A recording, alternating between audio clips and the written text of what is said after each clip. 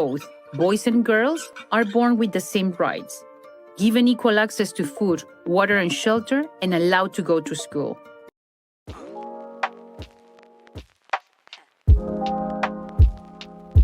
Gender equality atau kesetaraan gender merupakan pandangan di mana laki-laki dan perempuan itu berhak mendapatkan kesempatan dan juga berhak diperlakukan dengan setara, tanpa adanya diskriminasi jenis kelamin.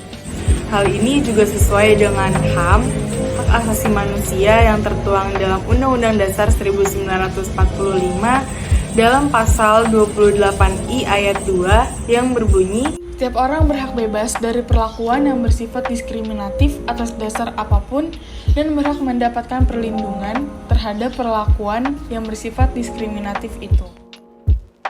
Tujuan adanya kesetaraan gender ini simple, supaya setiap orang mendapatkan kesempatan yang sama.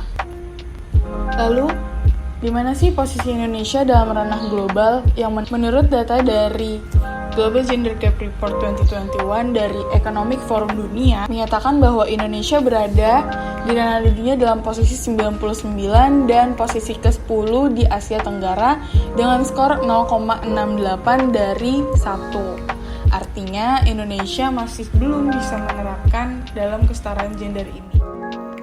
World Economic Forum menyatakan bahwa Indonesia pada tahun 2021 telah mendekati 68,8% dari kesenjangan gender, yang pada tahun lalu itu sekitar 64,7%. Jadi pada tahun ini kita kehilangan 4%. Contoh kesetaraan gender di Indonesia yang pertama itu ada kekerasan seksual. Komnas Perempuan menerima 4.500 aduan kekerasan seksual pada bulan Januari hingga Oktober 2021. Kemudian yang kedua ada kesenjangan di bidang pendidikan, politik, dan juga ekonomi.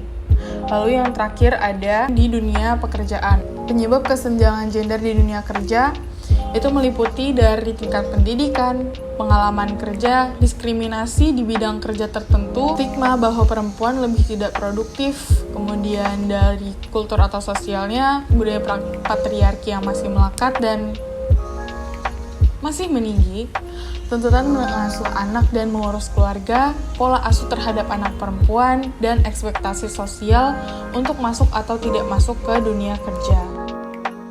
Adapun peran mahasiswa dalam kesetaraan gender yaitu terbiasa dengan laki-laki atau perempuan untuk menduduki jabatan dalam organisasi kampus.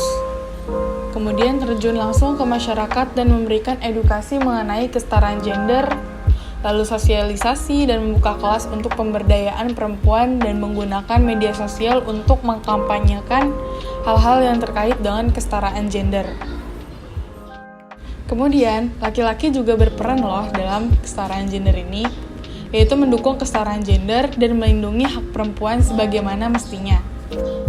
Salah satu manfaat yang akan didapatkan oleh negara dan masyarakat jika menerapkan kesetaraan gender ini adalah meningkatnya GDP per kapita, dan berkembangnya juga ekonomi secara terus-menerus. Kemudian, pada tahun 2050 mendatang, akan ada 10,5 juta lowongan pekerjaan yang 70%-nya itu adalah bagian dari perempuan. Gender equality, salah satu indikatornya adalah bidang ekonomi. Dan bidang ekonomi ini dapat disebabkan oleh banyaknya wanita atau perempuan yang berkecimpung dalam dunia STEM, Science, Technology, Engineering, and Mathematics. Adanya kesetaraan gender di suatu negara dapat membantu pembangunan berkelanjutan atau SDGs.